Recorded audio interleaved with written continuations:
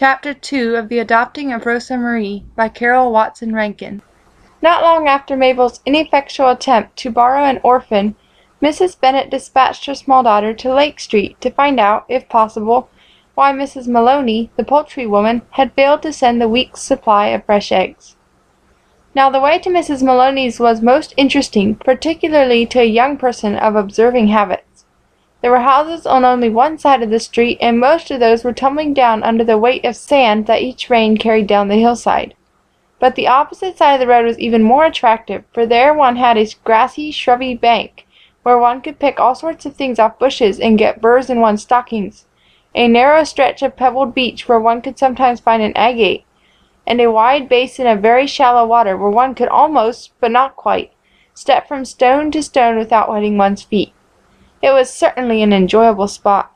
The distance from Mabel's home to Mrs. Maloney's was very short, a matter of perhaps 5 blocks. But if a body went the longest way around, stopped to scour the green bank for belated blackberries, prickly hazelnuts, dazzling goldenrod, or rare four-leaved clovers, or loitered to gather a dress skirtful of stony treasures from the glittering beach, going to Mrs. Maloney's meant a great deal more than a 5 blocks journey. Just a little beyond the poultry woman's house, on the lake side of this straggling street, a small but decidedly attractive point of land jutted waterward for perhaps 200 feet. On this projecting point stood a small shanty or shack, built, as Mabel described it later, mostly of knotholes. She meant, without knowing how to say it, that the lumber in the hut was of the poorest possible quality. On this long-to-be-remembered day, a small object moved in the clearing that surrounded the shack, attracted Mabel's attention. Curiosity led her closer to investigate. "It's just as I thought," exclaimed Mabel, peering rapturously through the bushes. "It's a real baby." Sure enough, it was a baby. Mabel edged closer, moving cautiously for fear of frightening her unexpected find. She saw a small toddler, aged somewhere between 2 and 3 years, roving aimlessly about the chip-strewn clearing. The child's round cheeks, chubby wrists, bare feet, and sturdy legs were richly brown. A straggling fringe of jet-black hair overhung the stout baby's black, bead-like eyes. Near the doorway of the rickety shack, a man, half French, half Indian, stood talking earnestly with many gesticulations to a dark-skinned woman, framed by the doorway. The woman had large black eyes shaded by very long black lashes.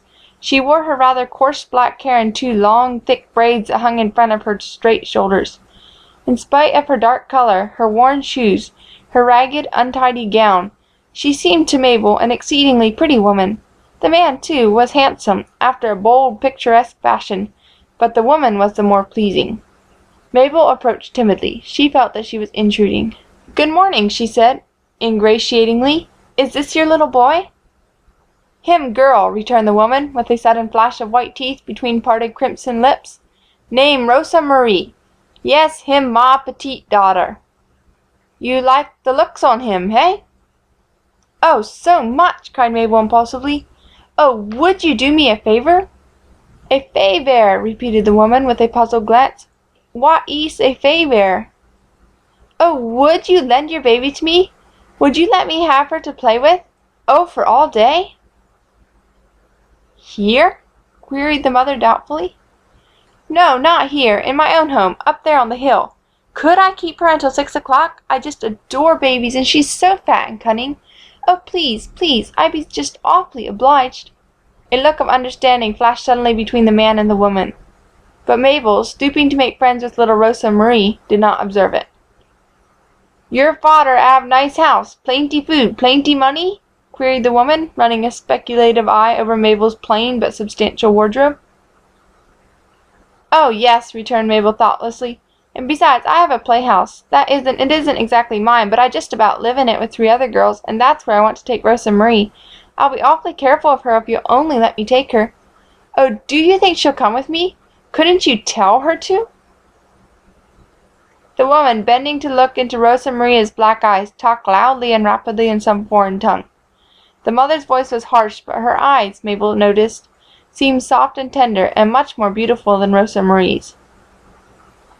"Now," said the woman, turning to Mabel and speaking in broken English, "if you want her, you must go at once. Go now, I tell you. Go queek, queek. Pull hard, if she is dragged behind. "But go! I tell you, go!" The voice rose to an unpleasant, almost too stirring pitch that jarred suddenly on Mabel's nerves. But, obeying these hasty instructions, the little girl drew Rosa Marie out of the enclosure, led her across the street, and lifted her to the sidewalk. Looking back from the slight elevation, Mabel noticed that the man was again talking earnestly and gesticulating excitedly, while the woman, once more framed by the doorway, followed with her big black eyes the chubby figure of Rosa Marie. "I'll bring her back all safe and sound," shouted Mabel over her shoulder. "Don't be afraid. Goodbye until 6 o'clock." Escorting Rosa Marie to Dandelion Cottage proved no light task. Her legs were very short. It soon became evident that she was not accustomed to using them for walking purposes. The way was mostly uphill, and the little brown feet were bare. At first Mabel led, coaxed, and encouraged with the utmost patience. But presently Rosa Marie sat heavily on the sidewalk and refused to rise. That is, she didn't say that she wouldn't rise. She remained sitting with such firmness of purpose that it seemed hopeless to attempt to break her of the habit. Mabel walked round and round her firmly seated charge in helpless despair. Rosa Marie and the sidewalk were one. "Want any help?" asked a friendly voice. It belonged to a large, freckled boy who carried 2 pails of water from the lake to one of the tumble-down houses. "Yes, I do," responded Mabel promptly. "If you could just lift this child high enough for me to get a hold of her, I think I could carry her." So the boy, setting his pails down, obligingly lifted Rosa Marie's solid little person. Mabel clasped the barrel-shaped body closely, and after a word of thanks to the kind boy, proceeded homeward. But even now her troubles were not ended. By silently refusing to cuddle, Rosa Marie converted herself into a most uncomfortable burden. Her entire body was a silent protest against leaving her home. "Do make yourself soft and bunchy," pleaded Mabel, giving Rosa Marie sundry pokes calculated to make her double up like a jackknife. "Here, bend this way. Haven't you any joints anywhere? Do hold tight with your arms and legs. This way. Pshaw! You're just like a stuffed crocodile. Well, walk then, if you can't hang on like a real child. There's one thing certain, you shan't sit down again. I suppose we'll get there sometime." End of chapter 2.